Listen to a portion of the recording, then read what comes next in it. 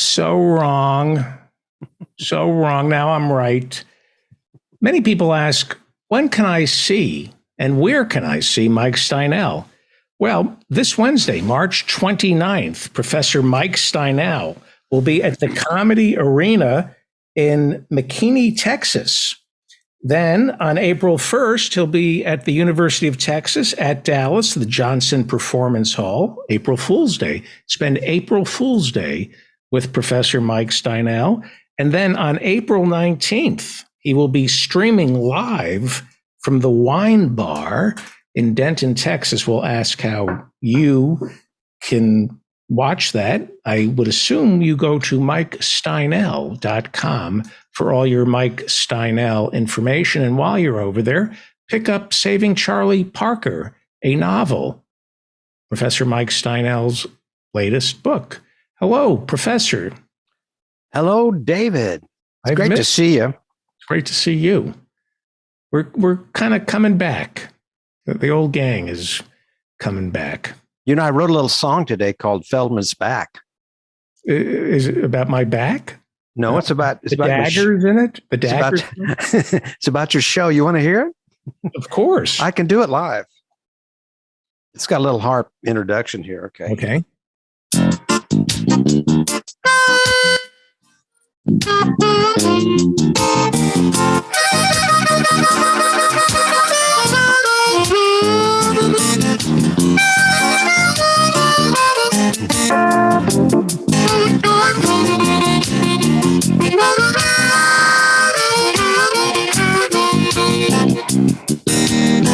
His computer got glitchy and it got kind of itchy.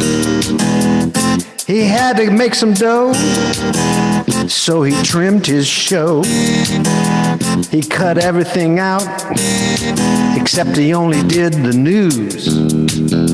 Some people said his YouTube got a lot more views, but Feldman's back. Feldman's back.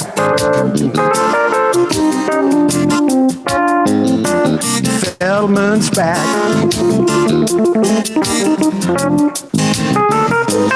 Feldman's back.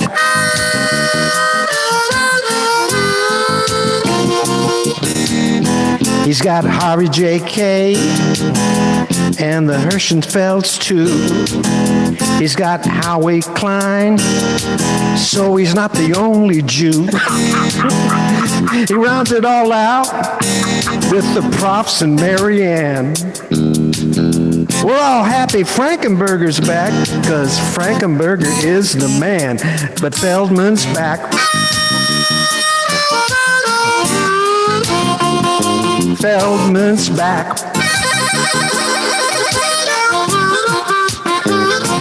Feldman's back.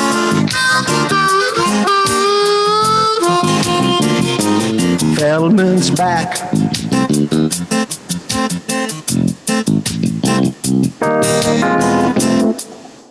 That's it. Wow,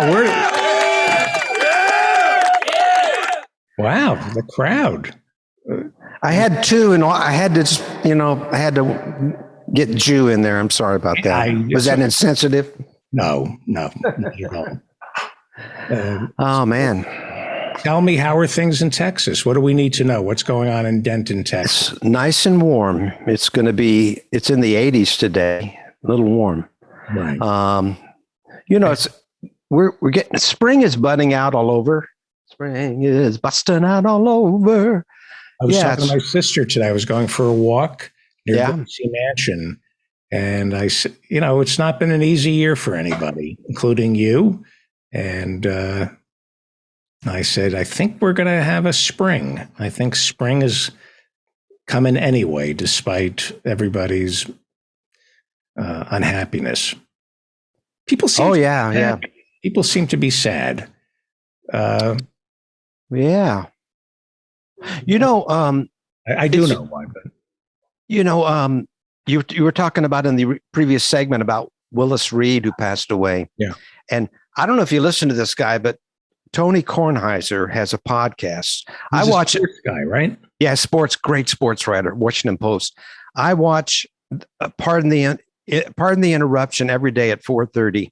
I tape it sometimes, and him and Wilbon, this guy Wilbon, Tony Kornheiser, and I can't remember Wilbon's first name. He just calls him Wilbon all the time. But they, like if you want to just get a little capsule of what's going on in sports, it's great. They go really fast. But he does I think 3 days a week, he does a more extended podcast. And you might check out Monday's show, or maybe it was yesterday's show, where he talks about Willis Reed. He has this long, it's very beautiful. He describes that game when Willis Reed came onto the court, the seventh game with the Lakers. Right. And he started off, he hit 2 left-handed jumpers. It's the only 4 points he made the whole game, but it got the team going. And they won the championship that year. Anyway, but I think you would enjoy. Tony Kornheiser is a great writer, and he's very thoughtful. And it's almost like when he's talking, it's almost like poetry. It's interesting. He's very similar to the way you do the news. I think I'm very impressed with the way you like. And I've always asked you, do you write that out a lot? Because it seems well conceived. It has elements of good writing, where you come back and touch on a theme. And anyway, so that's very sweet of you. I've been doing a lot of writing. I'm at the point on this next novel, I got a bunch of books on screenwriting a number of years ago because I thought I would turn something I was writing into a screenplay because I thought it was worthy of some notice. And it was I was writing about the Alabama, the Bama State Collegians, which was a college band, which in the beginning of the Depression pulled their college out of bankruptcy by appearing. They were very popular, and they bested the Count Basie band and other bands in the polls. Yeah. And were they white? Were they African? Oh no, it's an all black school. It's a great. historic. It's HC. Yeah, in Montgomery, and but I visited there on my sabbatical, and I got into the archives of the president at the time, and he was booking the band. There were all these letters of him making offers to different places, different theaters, and the band was very popular. I think we should stop you right there. Why? I think somebody's going to steal your idea. Well, here's the thing. The thing that I was telling somebody about the band, and I recounted this story. They got arrested they were touring in Florida, and they got arrested their bus because they'd been in the state too long, and they got put in jail in some little town, and they called the president of the college, and they were released the next day. And they asked the cop, well, why did you get, why are we getting released? Well, your president called the president and and then he called the governor, and he called the mayor, and he called the sheriff. And they said, well, what president? Said FDR. Wow. Well, that's in the Green Book. Oh, really? That story's in the Green Book. And I always thought that they stole that from the Bama State Collegians. Oh, okay. Interesting. So it's based on a true. That is. Yeah, it happened to Erskine Hawkins and the Bama. Now Erskine Hawkins became a great band leader, but he took the band during summer. He took the band on a tour to New York and never brought them back. They were the Bama State Collegians for 2 more years. And finally, the college said, you cannot do this. So you know what he did? What? He called them the original Bama State Collegians. Brilliant, I think you have a novel here, Professor. Well, I started, that was one of my first attempts to write some fiction. And the reason I went fiction is I got down there and I'd read all these books about what was going on in Birmingham and Montgomery in terms of the black music scene and how they were making all these great musicians who became famous. And some of them were not so famous, but they populated all the dance bands in the 30s, which was a huge craze. But I got down there and I started interviewing people, and I realized, oh, they're just telling me what I've already read. Everybody who had, what do you call it, like firsthand knowledge, they were all dead. They were all dead. Right. So I said, I just got to make it up, and so I started writing it. But what a great, I mean, it not only coming up with the story, but identifying the story is so important. And the idea of a band saving a college, I mean, that's, yeah. The president was really smart. Once they had one popular band, then he had a second and a third, and he would have 2 or 3 Bama State collegians playing every night. And what were the conflicts and the problems that arose? I would assume once you get humans together, there's always somebody's ego. Well, I was making stuff up. It was really going to be more about the president of that college. He had gone to University of Illinois. No, Chicago. What's the big school? The big university. Northwestern? No, Chicago University, right? University of Chicago. Yeah, very famous school. A lot of prestigious things in that school. His father had been the first Black person to go to that school, and he also got in there. But they could not live in that area. They had to live, like in Bronzeville, because everything was redlined. Right. There was this area. But anyway, it was going to be more about him. But what caught me short, and when I stopped, really, was I was dealing with, every character was African American, and I was writing dialogue, and I decided I just didn't feel right about. You could be told that's not your story to tell. Yeah, and I think somebody should tell it, but it's probably better if an African American tells it. So I realized I couldn't do it, but let me ask you about bands. Yeah, I once accompanied somebody to do a big fundraiser, and B.B. King's bus. B.B. King was playing, and his bus emptied out. And I got to talk to his band. And then I later talked to a friend of mine who was in a rock group. And I described the bus and the band. And he said, yeah, that's why drugs were invented. So people could get along. He says, you live on that bus. And if you want to sleep and be left alone, I mean, you're on top of one another for like 100, 200 days out of the year. And it's almost being in a band, and it's from the Beatles to the Stones to the Tommy Dorsey, whatever. It's a prison sentence. Is that true? Do some people do? Well, I would have signed up for it easily. I had friends on the Woody Herman band, and it was rough. But everybody had their 2 seats, so you could kind of sleep, and then the thing above it, and what was it? And that was your spot. And they said they'd made like little apartments, they'd have a little table and stuff, little cooler, and you've done that kind of traveling with college bands. Yeah, I've done that. Yeah, no, I did with some rock bands. We traveled the, summer of 71. Greatest year in rock history. Maybe so. I think I played with that band that got, inducted into the South Dakota Hall of Fame recently. I got the plaque over there. Spider and the Crabs. We played 90 nights, and we had a bus, but we would. It had bunks in the back, and the very back quarter was separated off, and that's where the equipment went.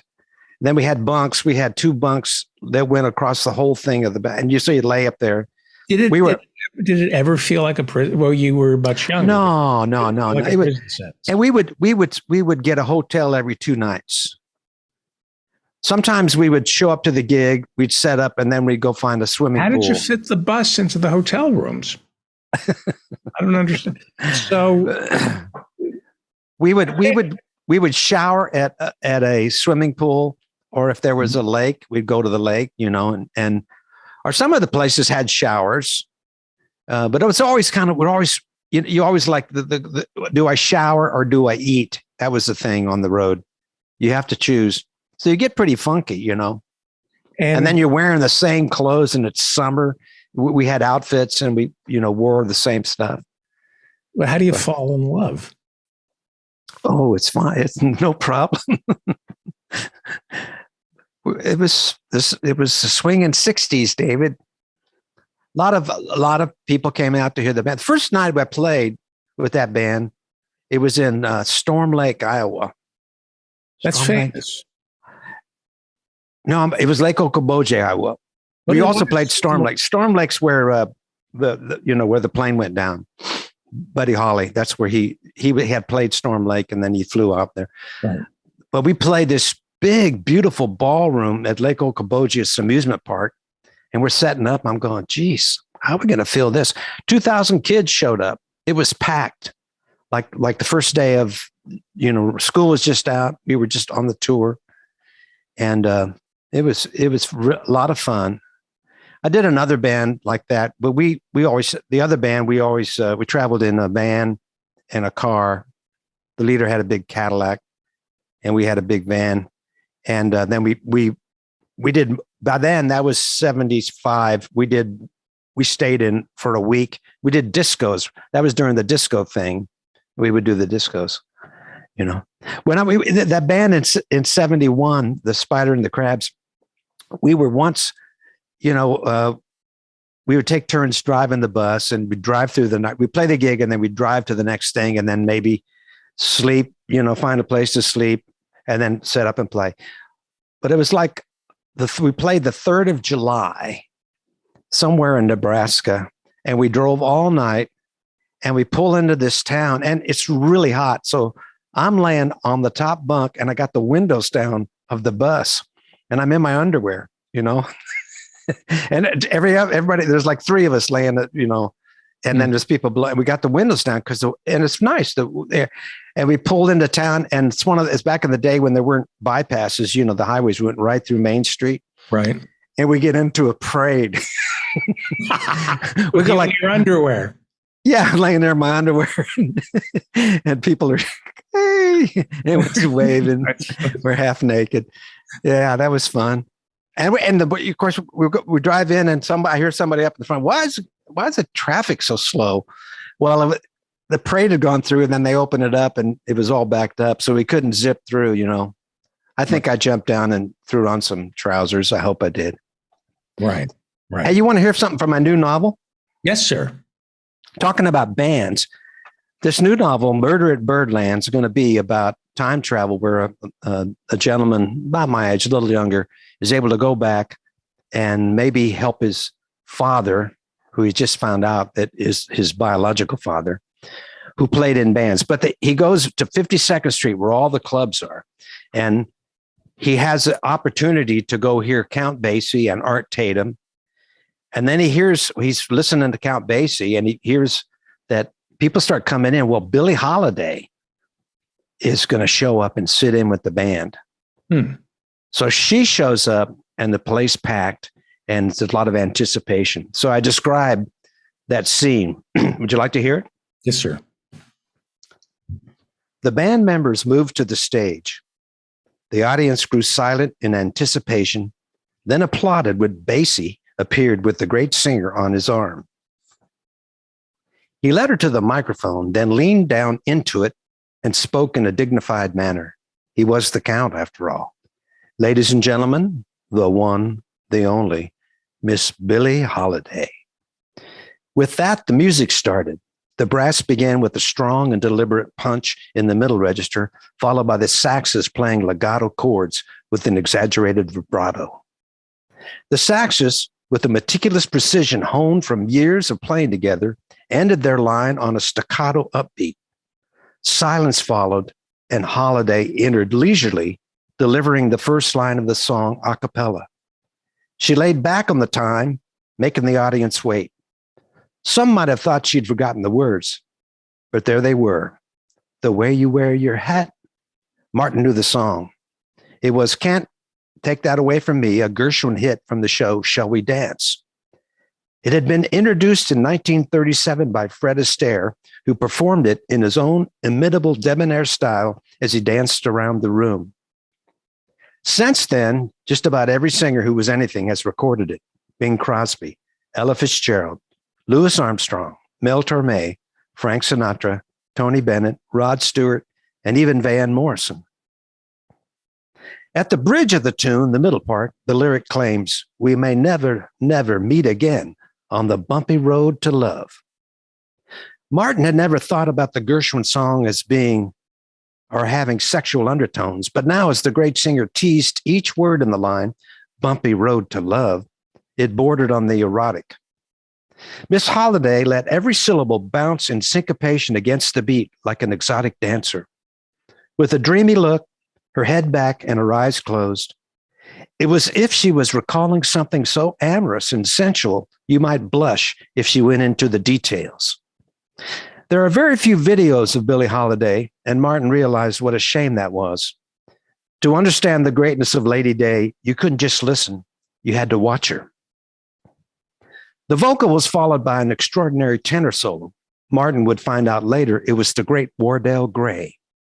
Billie watched him and swayed gracefully back and forth to the music, raising her shoulders and eyebrows in unison whenever he played something particularly inventive.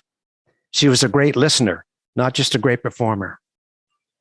After the solo, the band played the shout section. It's called a shout because it's usually the loudest part of the song.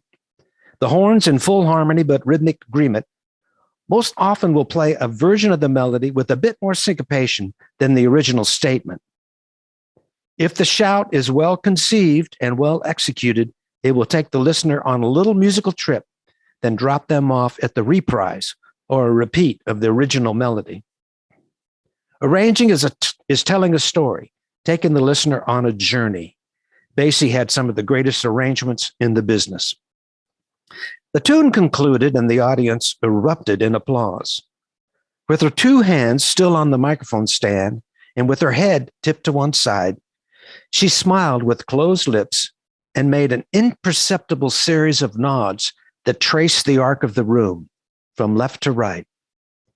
When she had taken full inventory of the appreciation of the crowd, she turned to the band in back of her and nodded to them. They were applauding as well. Martin was fascinated. If her intent was to display humility, he thought it hadn't worked. Her effect was the understated grace of royalty. She was the queen of every inch of musical space in the room, and it was clear that she knew it. That's great. I think it'll be a fun book. Fantastic. What's the discipline writing a novel versus writing music? What is? Do you use a typewriter or use a pencil? What do you? I type it out on the computer. I use Word, just because it's it catches all the mistakes, the misspellings, and everything. And how do you write your music? I do a lot of improvising, and then I'll jot things down in longhand, and then I'll start to put it together. And I usually do the computer last. So the music is more muscle memory. Yeah, it's more improvised. Although when I write, I'm improvising, and I'll back up and say, no, I'll do something different. And then both of them require a lot of editing. You listen and you read and you go like. When I decided to do this for you today, I spent about 30 minutes just editing that passage there. So it takes a lot of editing. I'm still working on the love interest. We talked about that last week. This guy's going to fall in love in 1949 with somebody maybe half his age. But let me ask you something. I've written it so far that he's never had a date and never had sex, and he's 69. Do you think that's how many people in the world, how many men in the world have never had a date and never had sex that are that age? Is that something that I'm amazed that I've had sex? Seriously, like a real. He's never had sex, so he goes back in time and has sex. He falls in love with. He never felt it. He has never. But he's 69. Yeah. And he travels in time, but he's the same age. He stays the same age. I would say more. I would say a lot of men. Okay. I would say a lot of men are like that. He's a professional. He's a clinical psychologist. I mean, how many men are married? I would figure every married man could say that. Well, yeah, he may have had some sort of, I think he has to have some past experience. He's going to reveal that to his, that's going to be a big part of the conversation. He's a virgin, basically. Yeah, he would be a virgin. Okay. I don't know. If we had the chat, we could say, what do you think, chat? But we don't have the chat today. We don't have the chat. What we do have before we play the song is the Quizmaster. Oh. I'm going to bring the Quizmaster in. Oh, I am here. And he's got we're going to have to do it without sound effects, believe it or not. Maybe I can do some. Hang on, let me see what I got here. I have.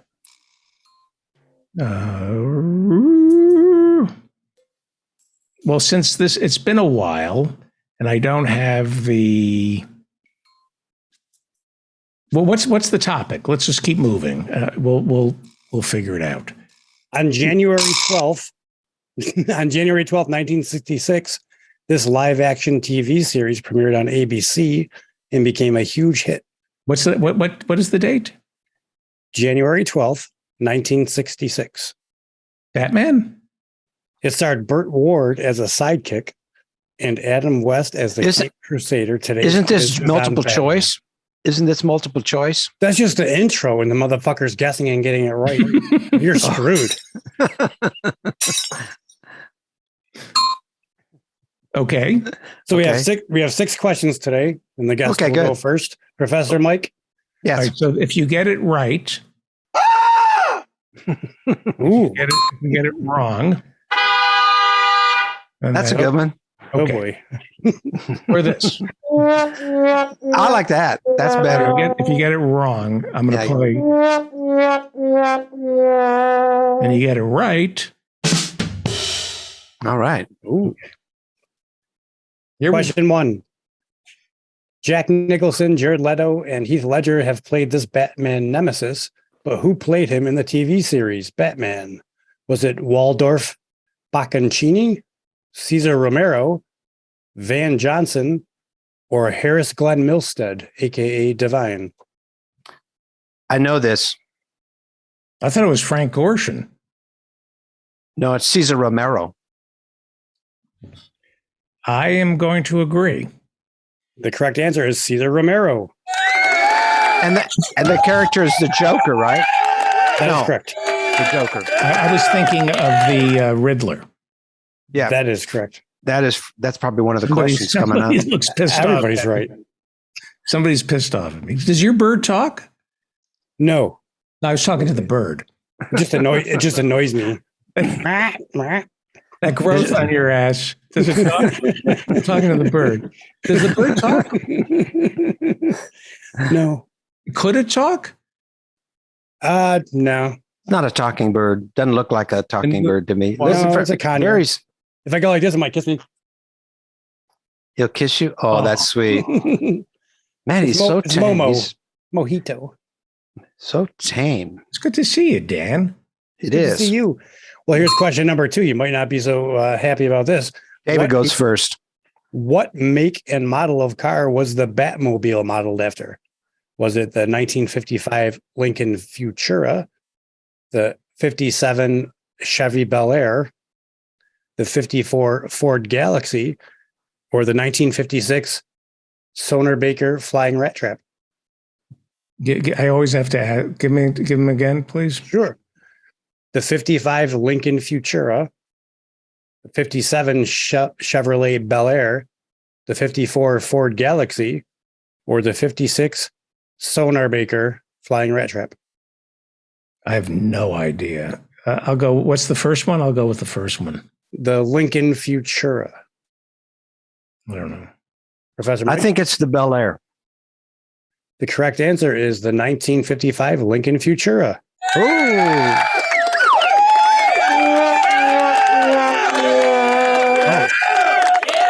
So who's right and who's wrong? I think David is right, and Professor Dave's got Mike, two. Dave's got two. I've got one. That is correct. I was a lucky guess.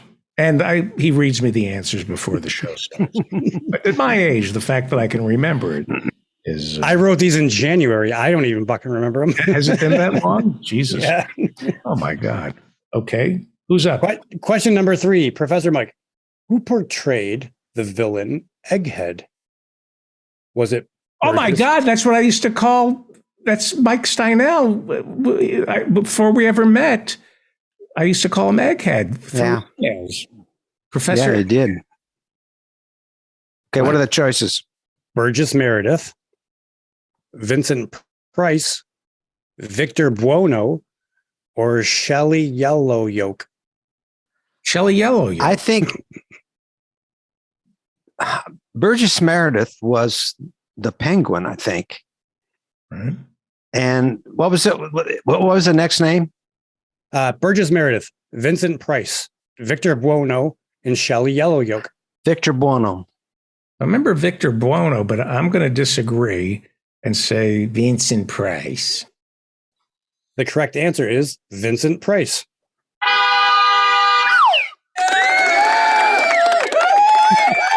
Well, that's one more for me. 3-1. 3-1. Okay. Vincent Price. Number 4, David, you are first this time. What was Mr. Freeze's favorite dessert? Was it baked Alaska, caramelized banana pudding, fig cake, or hot pumpkin pie with warm cream? Why do I think that it was dirty? What you just said. What's number 1? Number 1 was baked Alaska. I'm going to go with baked Alaska. Professor Well, Mike. I'm going to do the same so I don't get any farther behind. He's got all the questions so far. The correct answer is baked Alaska.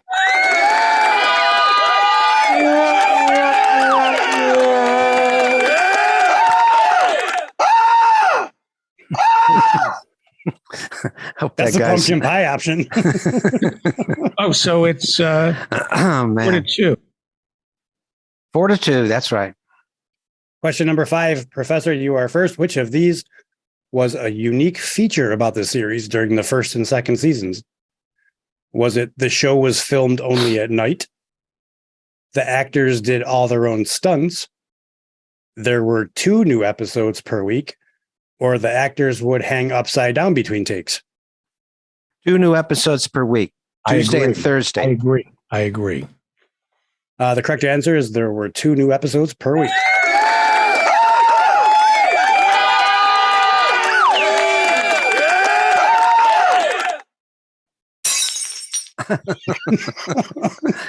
Now it's a wedding all of a sudden. Yes, 5-3. I can't win. I can't catch up. no, we have to wager now. Oh, we wager?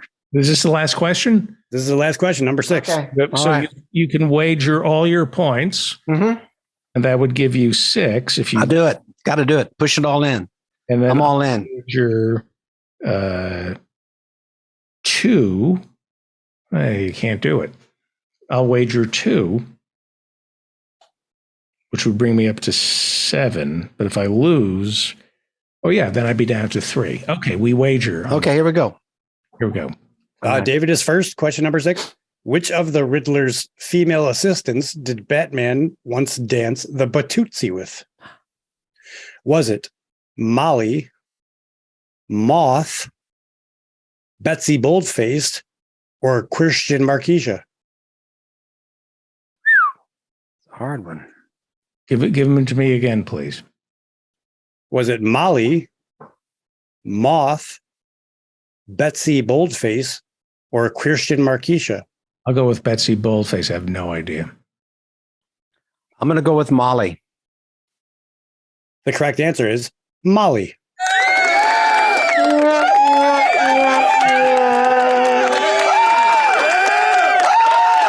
And how much did you wager?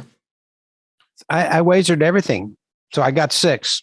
You have 6, and I wagered nothing. Oh, either way. You wagered 2. I lost. You lost. You're a loser.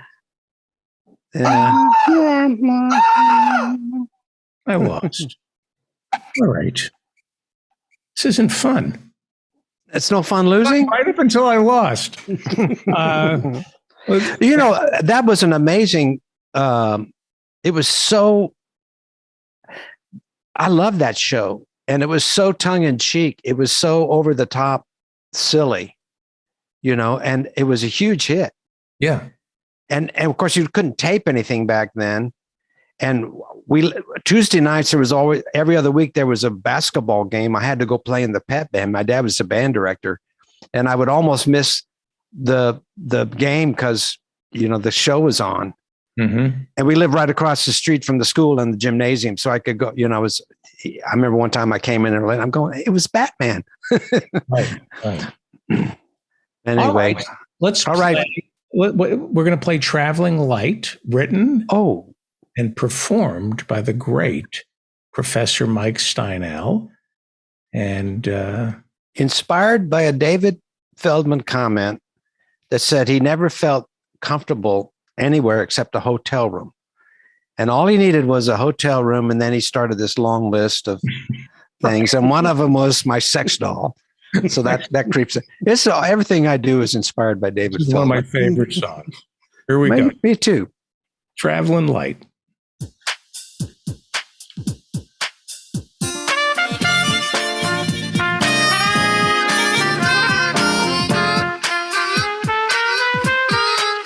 I'm traveling light, got everything I need. Got a little bottle of Woolite and a little bag of weed. Got a Saul Bellow novel, cause I really like to read. I'm traveling light. I'm a creature of the road, got no regrets. Gave up my postal code and cigarettes. I'm doing much better with a touch of Tourette's. I'm traveling light.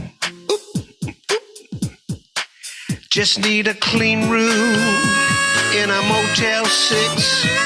Not too close to downtown, but not out in the sticks. I need my Penn and Teller magic kit so I can do my tricks. Got my favorite pillow, which I call Mr. Fluffy. 4 kinds of allergy pills in case I get stuffy. A pound of Epsom salts, cause my ankles get puffy. I'm traveling light. I got 2 pairs of socks and shorts in my little valise. A couple of passports and my sex doll Denise. I'm staying real quiet so they don't call the police. I'm traveling light. I need my sedatives and my antipsychotics. A high-speed parallax motor cause I'm into robotics. And my little red Speedo, I like to do aquatics. I'm traveling light. Got my CPAP machine and my George Foreman grill. A copy of Lolita and my little blue pills. A Navajo blanket in case I get a chill. I'm traveling light. Got my margarita mix and my rusty old blender. A 50 tequila in case I go on a bender. My attorney's number in case I want to change my gender. I'm traveling light.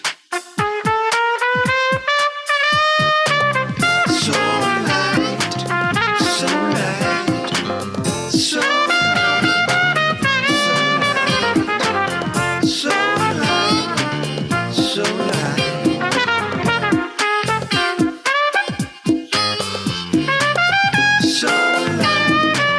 so light,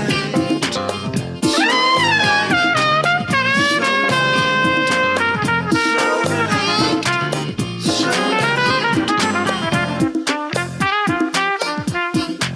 I got a big bag of Twizzlers in case I had some visitors. Febreze if my room is stinky, a Polaroid in case I get kinky, my Jesus bobblehead and my Star Wars bedspread. I'm traveling light. I got my rabbi costume and my portable dark room, my hair plug lotion and my expensive wrinkle cream, my Emmy statue for my self-esteem. I'm traveling light.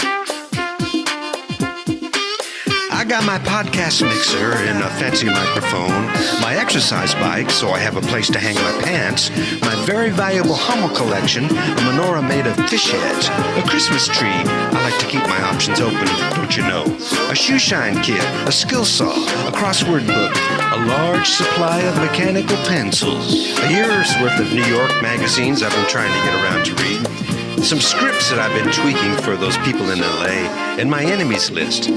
Don't forget about my enemies list.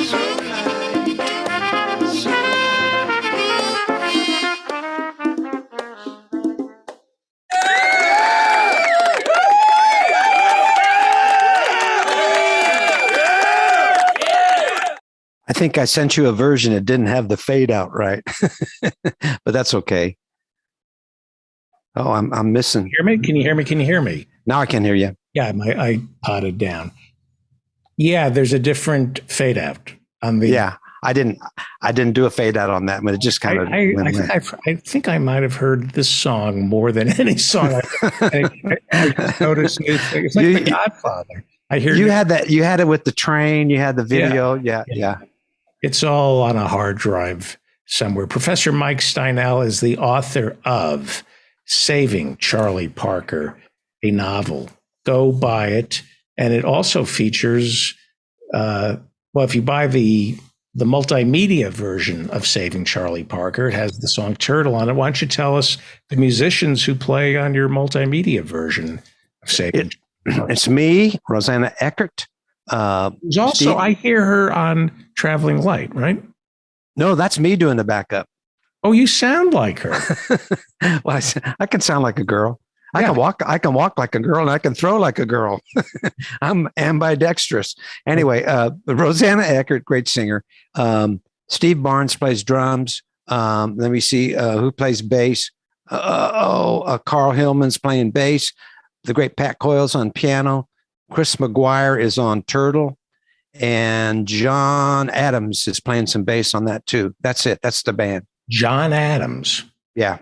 That's the president. Yeah, the president. Wow, that's expensive airfare.